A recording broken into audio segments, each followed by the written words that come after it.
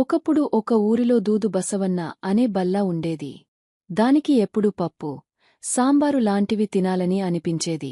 కాని దాని యజమాని అది పచ్చిగానే తినాల్సిందని కోరేవాడు. ఒకరోజు బసవన్నకు గొప్ప బుద్ధి వచ్చింది. అది తన యజమాని దగ్గరికి వెళ్లి పప్పు, సాంబారు తినాలని కోరింది. యజమాని నవ్వుతూ, నీకు పప్పు, సాంబారు ఇవ్వడం కుదరదు, బసవన్నా అన్నాడు. బసవన్న కలవరపడకుండా తిరిగి తన గోశాలకి వెళ్ళింది. అక్కడ ఉన్న గోరుముద్దలు, కూరగాయలతో పప్పు, సాంబారు కలుపుతుందనే ఆలోచన వచ్చింది. బసవన్న తన తోటి బళ్లకు పప్పు, సాంబారు తినే ప్లాన్ చెప్పింది. అందరూ ఏకమై యజమాని చుట్టూ చేరారు.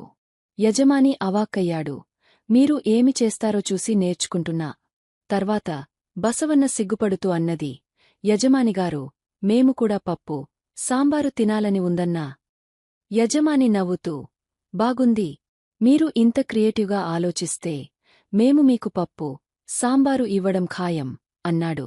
ఈ విధంగా దూదు బసవన్న తన క్రియేటివిటీతో తనకు కావాల్సినది సాధించింది. మోరల్: మనం కొంచెం క్రియేటివిటీతో పనిచేస్తే మనకు కావాల్సినది సులభంగా సాధించవచ్చు.